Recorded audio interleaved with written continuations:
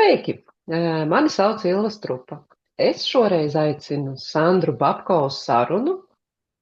Kāpēc viegli atrast kopēju tēmu, lai mēs sarunātos vai arī atrastu līdzīgi domājošus cilvēkus? Mazliet padalies, Sandra. Varbūt mums ir kaut kāda līdzīga tēma vai ieteikumi cilvēkiem, kā vieglāk uzrunāt cilvēkus ar līdzīgām tēmām. Nu, čau, Ilva, atkal kārtējā Jā. mūsu tikšanās reizē. Prieks, jā, kad arī vienojāmies jau par sarunu nākamo. Protams, ka mums ir atradušās kopīgas tēmas sarunai jau dažu mēnešu garumā, vai ne, jo abas divas esam tā kā atklājušas priekš sevīm numeroloģijas spēku no dažādām šķautnēm, bet ne klasisko numeroloģiju, bet tā kā ciparu psiholoģiju vai kaut kas tam līdzīgs, vai ne? Taču, lai parunātu par to mazliet vairāk,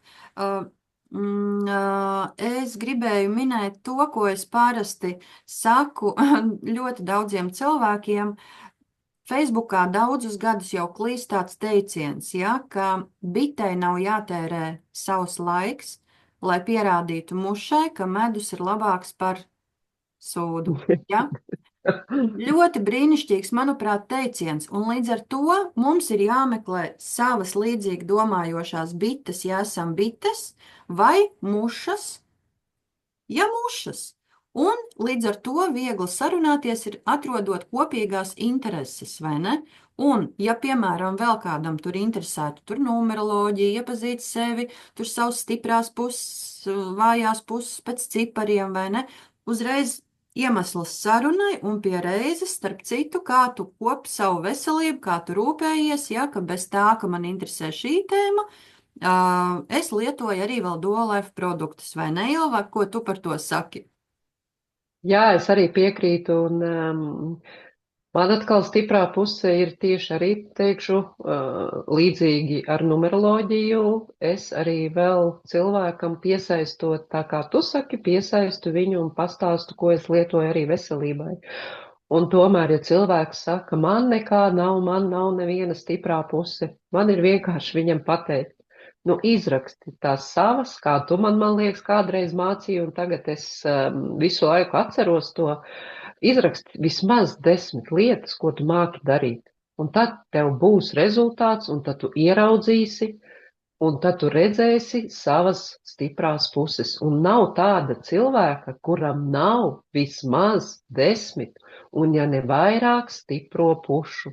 Un caur šo tēmatu es, Sandra, piekrītu, tad, kad cilvēks ierauga, tāpat kā mēs ieraugam, viņš māk pastāstīt, un cilvēks arī otrs ir ieinteresēts. Viņiem ir kopīga saruna, viņiem ir kopīgas intereses, tāpat kā mums. Un mums viss izdodas tikai dēļ tā, ka mēs izprotam tagad ciparu psiholoģijas, vairāk teikšu, jo tā nav tāda tā kā parastā numeroloģija, tā ir tā kā vairāk uz psiholoģiju jau saistīta. Un kā Jā, tev liekas? jā, tieši tā, jo, piemēram, arī bez šīs te pašas ciparu psiholoģijas, vai ne, tak ir vēl jomas, kurās mēs arī jau esam satikušās. Nu, abas divas mēs dzīvojam laukos. Tātad Jā. mēs, translējot sevi, savu dzīvi, varam arī uzrunāt tos cilvēkus, kas dzīvo laukos, kuriem liekas, ka, nu, ko tad es laukos, man jau nav cilvēku apkārt. Cilvēku mīļie dzīvojam 21. gadsimtā, vai ne? Mēs Jā. varam stāstīt par to, ko mēs audzējam, kā strādājam dārzā, un caur šo radīt interesantu saturu un dalīties ar atsauksmēm arī par Duolife, vai ne? Vai, piemēram, atkal tev vēl papildus tēma, es ļoti zinu, ka tev ļoti patīk gatavot ēst. Ka tu rīko arī maizes cepšanas meistarklases, ka tev ir ļoti garšīgi produkti, kurus tu pārdod un piedāvā cilvēkiem. Es esmu ēdus tavas gardās marinētās sēnītes, un tu katru reizi cienā ar visādiem tādiem apbrīnojumiem gardumiem, un cilvēki, kuriem tas interesē, uzzina, ko vēl tā Ilva dara. Kāpēc viņa tāda enerģiska, kāpēc viņa tik forši, ja tur brīvi izturās, tik atvērta, pozitīva. Es arī tā gribētu. Nu, lūk, vai ne? Jā, piekritīšu, jo mēs nepiedzimstam uzreiz Tā kā bērns nepiedzimst uzreiz staigājot, jo man šī atsauksme ļoti patīk, ka bērns iemācas staigāt un iet tālāk. Tāpat arī es, ja man kāds būtu teicis, ka es 4 gadu atpakaļ šādi varēšu iet tiešraidēs, uzrunāt cilvēkus, man nebūs nērti, man nebūs kauns, bet man bija, ak, Dievs, ko tad es tur darīšu, kā es tur izskatos un kas man tur jādara. Un visu laiku domāju, nē, tikai ne kameras priekšā, nesauciet mani nevienu zūmu. Šobrīd Sandra saka, ka, un daudzi saka, vispār no tevis tā enerģija virmo staro, un to mēs varam izdarīt tikai solīti pa solītim, mācoties, pilnveidojoties, jo tikai darot ir rezultāts. Kad tu sāc kaut ko pamainīt, tad arī viss pārējais mainās apkārt. Tāpat ir ar numeroloģiju. Ja tu maini kaut vienu īpašību sevī, ne kādu citu cilvēku, bet sevi, tad arī ir rezultāts un tev dzīve pilnveidojās, attīsties, esi priecīgāks, dzīves priecīgāks, cilvēki grib tos produktus, ko tu lieto, un tev viss izdodās. Un kā tev ir, Sandra? Jā, jo tāpēc, ka cilvēki jau īstenībā nepērk produktu, bet pērk emocijas, jeb problēmu risinājumu.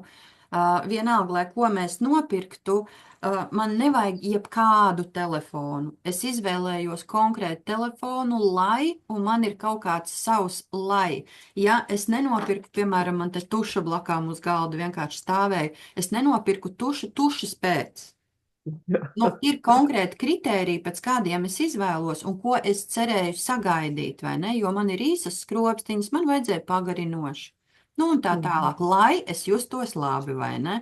Un vienmēr, pat ja mēs dīvānu mājās gribam nopirkt, mēs atkal, kāpēc mēs pērkam dīvānu? Ne jau dīvānu pēc, mums nedara jebkurš. Mēs gribam justies labi, lai visa ģimene tur var sasēsties, vai lai varētu mantas, jā, veļas kastē noslēpt un tā tālāk, tā tālāk. Tāpat tās arī ar Duolife veselības produktiem mēs katrs varam atrast to savu laiku, kāpēc mums varētu būt interesanti iegādāties šos produktus, un pat ja nekas nesāp, kas ir ideālā versijā, vienkārši sāk lietot un rūpēties par savu ķermeni profilaktiski, vai ne, Ilva? Jā, es piekritīšu, jo es braucu autobusā kopā ar Svetlānu Semjonovu, man ļoti patika viņas teiktais. Viņai viens cilvēks jautāja, bet ko tu darīsi kā ārsts, ka tev nebūs ko dakterēt? Viņa atbildēja frāzi, es strādāšu profilaktiski, un man būs lielāks gandarījums profilaktiski strādāt, nekā visu laiku rakstīt zāles pacientiem. Un man būs profilaktiski super apmierināti pacienti. Un es ar to gribu. Super, Ilva.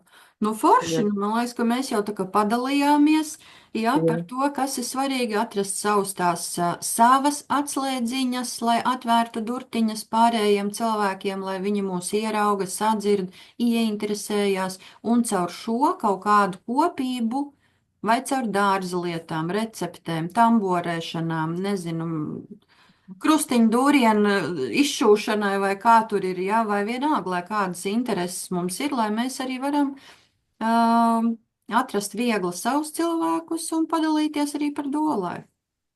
Jā, bet vēl tomēr piebildīšu, ja tu esi tādā, piemēram, cilvēks sēž un domā, vai viņam darīt vai nedarīt, iesaku vislabāk tu sevi ieraudzīsi, ja tu vienkārši atbrauks uz kādu no Duolife vienu pasākumu.